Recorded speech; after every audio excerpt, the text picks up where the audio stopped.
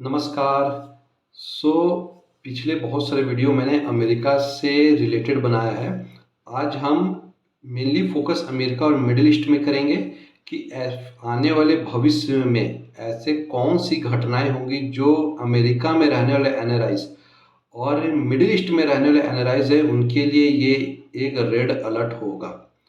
देखिए, आने वाले समय में अमेरिका में बहुत ज़्यादा नेचुरल डिजास्टर तो होंगे, प्राकृतिक आपदाएं अमेरिका में होने वाला है।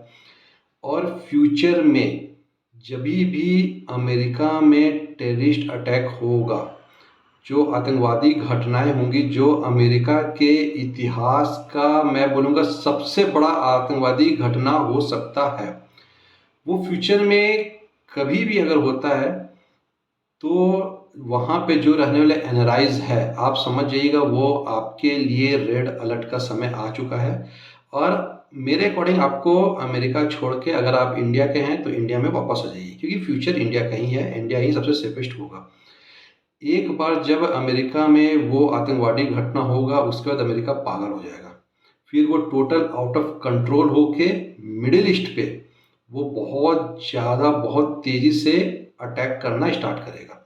तो अगर ये घटना अमेरिका में बनता है, आप ऑब्जर्व करते रहिए। हालांकि इसमें कुछ समय है, अभी 2.5 साल तो इसमें है, 2 से 2.5 साल आराम से इसमें टाइम है। बट आप सिचुएशन को ऑब्जर्व करते रहिएगा। अगर ऐसा घटना बनता है तो आप समझ जाइए कि जो भी एनआरआईज है ये उनके लिए रेड अलर्ट है। अब हम बात करते हैं मिडिल ईस्ट की।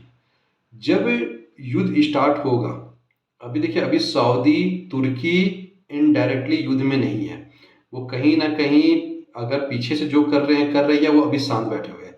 फ्यूचर में कभी भी कोई भी घटना घटती है या कभी कोई युद्ध होता है, तो जब सऊदी और तुर्की ये डायरेक्ट अगर युद्ध में आ गए, वो डायरेक्ट युद्ध में सम्मिलित हो गए, तो जो भी मिडिल ईस्ट वाले लोग हैं, आप ये समझ जाइए ये आपके लिए रेड अलर्ट है।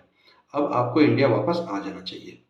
तो ये आप सिचुएशन को ऑब्जर्व करते रहिए, सिचुएशन ध्यान देते रहिए। जब अमेरिका में आतंकवादी घटना हो जाए, उसके इतिहास का सबसे बड़ा आतंकवादी घटना हो सकता है ये, तो अमेरिका में जो भी एनआरआईज है वो वापस आ जाए।